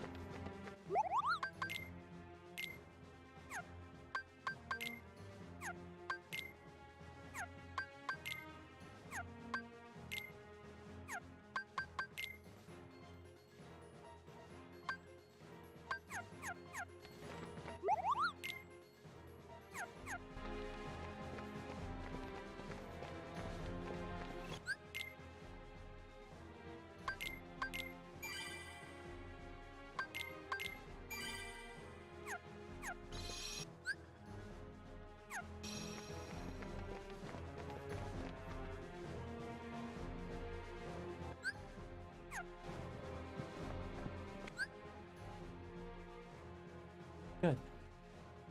Yeah.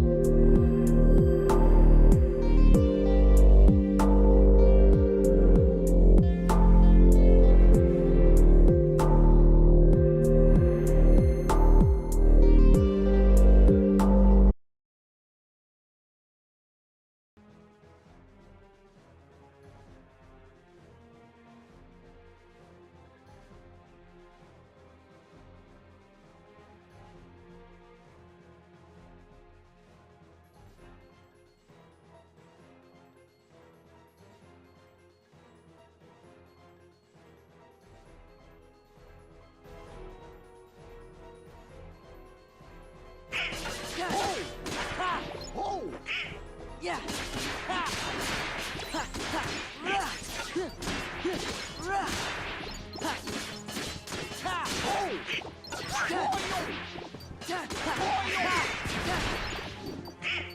Yeah. Ha.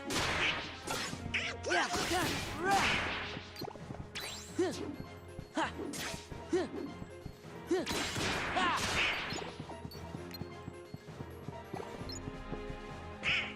Yeah. Loyal. Loyal. Yeah. Ha.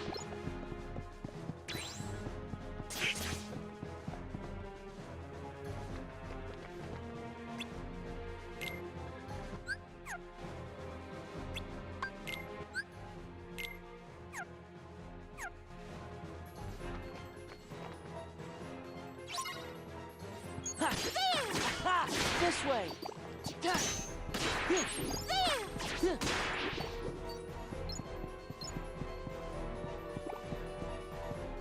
Let's go. Nice. This way. This way.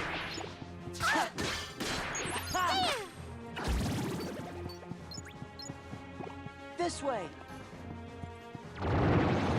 Yeah. Yeah. Let's go. Wait. This way. This way.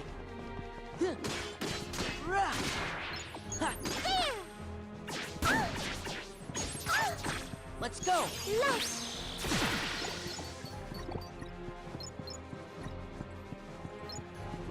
This way.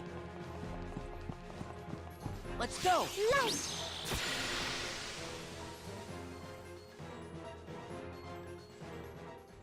Just one moment.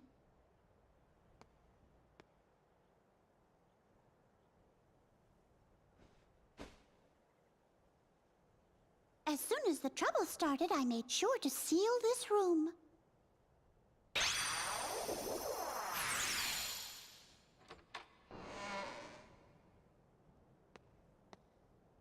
Now then, shall we?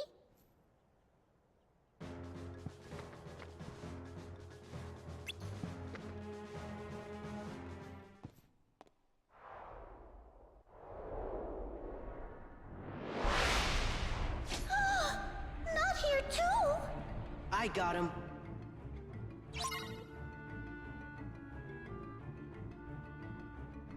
Let's go. Nice! Yeah. Yeah. This way. Let's go. Nice! This way. There! Let's go. Nice! Long! This way. Oh! There! Let's go. Nice! This way. Let's go. Nice! This way. Let's go. Nice!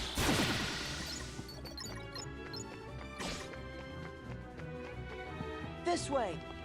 Let's go. Nice!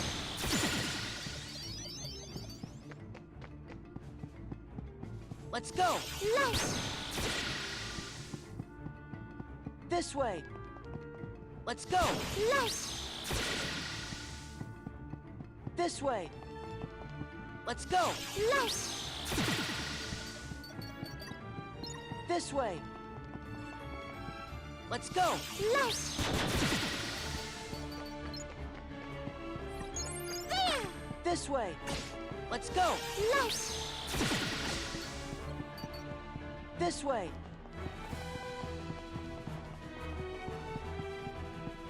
This way. This way.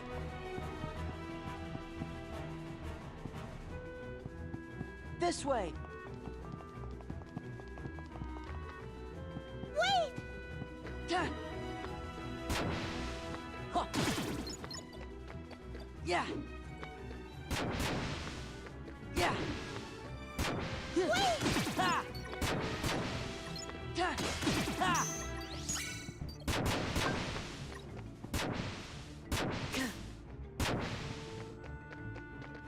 Wait! Heal.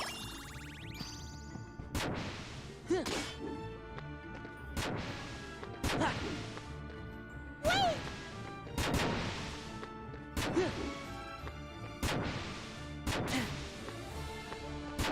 Ha! There! Ha! Wait! Ha! Ha! Ha!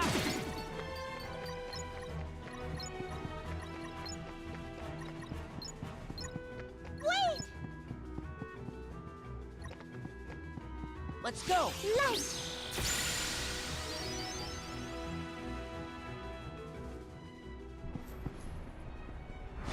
Come on, give me a break.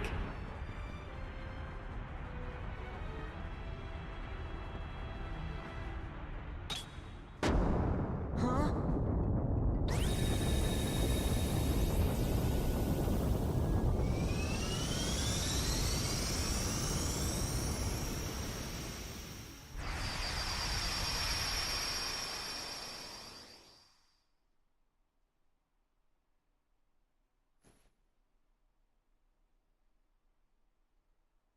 Whoa.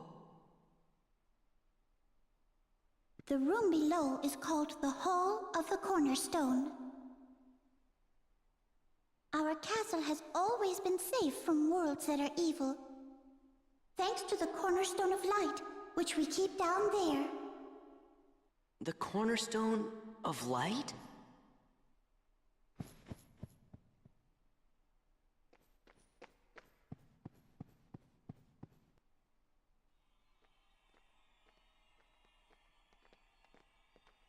This is the castle's cherished cornerstone.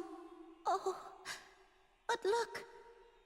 The thorns, they must be the work of someone very evil. I wonder what this could mean. Huh? Magnificent! No way. Well, well, well. What have we here? If it isn't the wretched Keyblade holder and his pitiful lackeys. Now you're gonna deal with me! All in good time. I promise you'll be able to partake of my vengeance, but you must be patient. Just what are you doing here,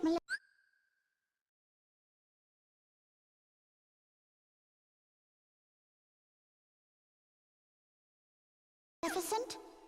Ah, Queen Minnie. Radiant as always.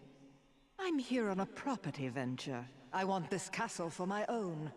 However, it's a bit too bright for what I have in mind. I suppose I'll just have to fill every room with my personal touch of darkness. You'd better stop right now if you know what's good for you. Ooh, how frightening.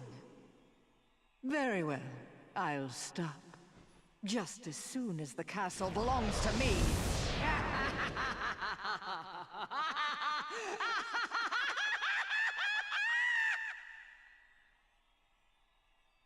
What a hag. Nothing like this has ever happened before. I looked through all the records in the library, but I couldn't find a single clue. Oh! Huh? We should go ask somebody who knows lots of stuff that ain't in any book. Merlin the Wizard! Yes, that's perfect. Merlin just might know something about this mess. Let's ask his advice. We saw him in Hollow Bastion, right? Yeah, let's go.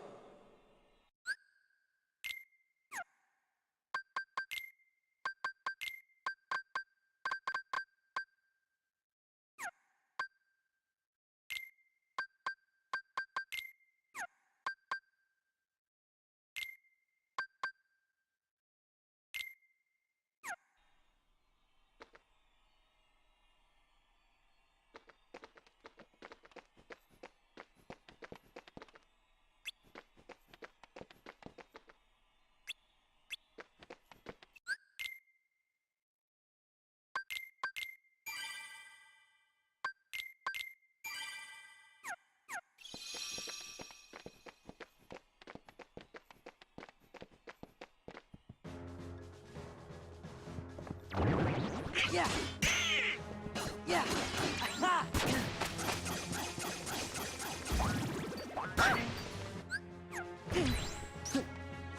Let's go. Yeah. Yeah. This is it. Yeah.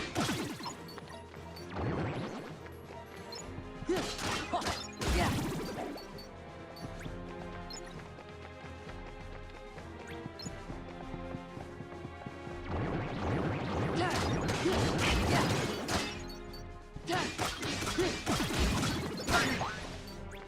Yeah. Back off. Yeah. Ha. Ha. Take this.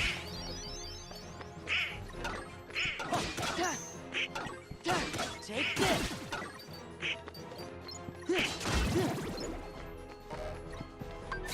Heal.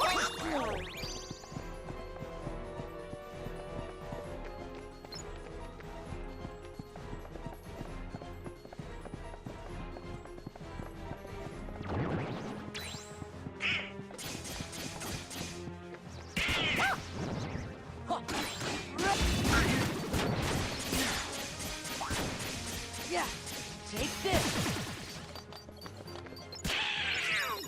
Boy, oh, Ha. Rah. boy, oh. Ha. Heal.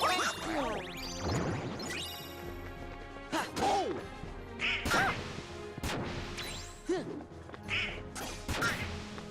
Yeah. Oh. Boy, oh. Oh. Boy, oh. Ha. Yeah. Ha. Oh. Yeah. This is it. Oh. Heal. Oh.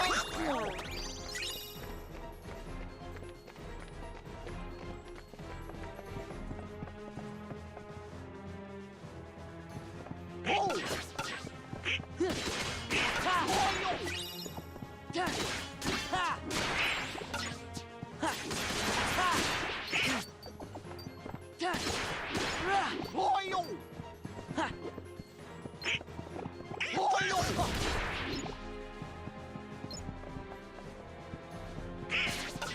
Boy, oh. Yeah. Rah. Yeah. Rah. Oh. Ha. Ha. Boy, oh. Ha. Yeah. Oh. Boy, oh.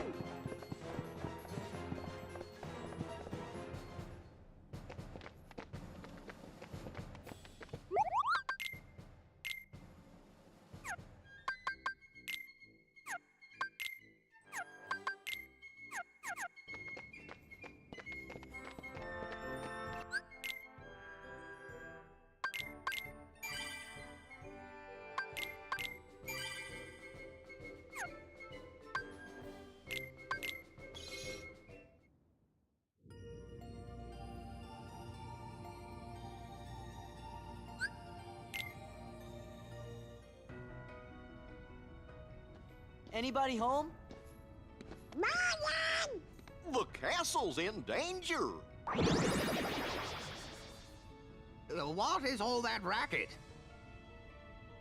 Oh, I thought. Oh, it's you. It looks like you've learned a bit since the last time I saw you. Really? Wait a minute! Let's talk about the problem. It's Maleficent. She's back. Where? Inside the castle? Yup, and Heartless too. Oh dear. Maleficent wants to send over the whole castle and own it. She filled the whole cornerstone with tiny bears and she's gonna fill it with dirt.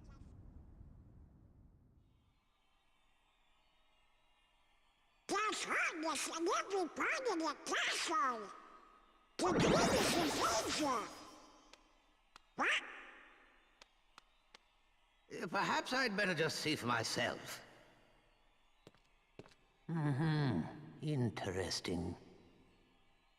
What's happening, Merlin? This is not good. In fact, I'm afraid it's quite serious.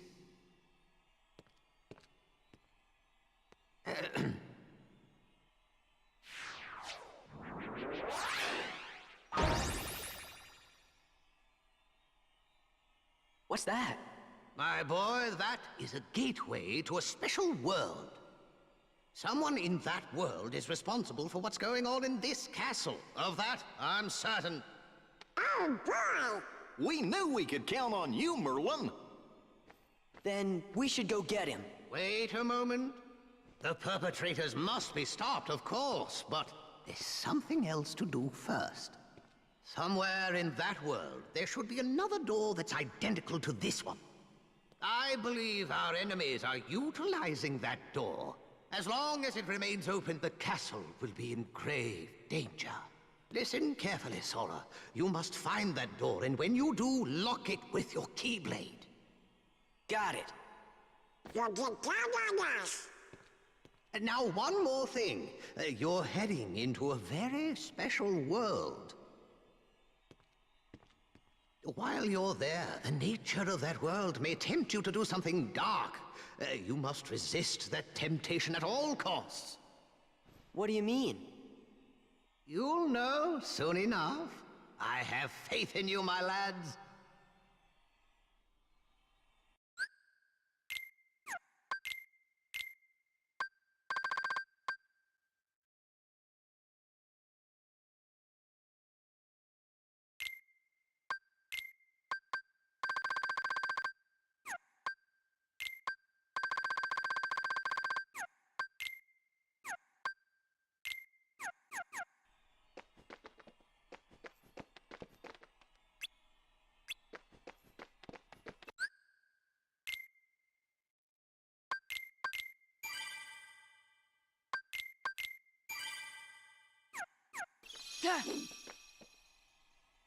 All right, friends, time for us to bounce. Priest.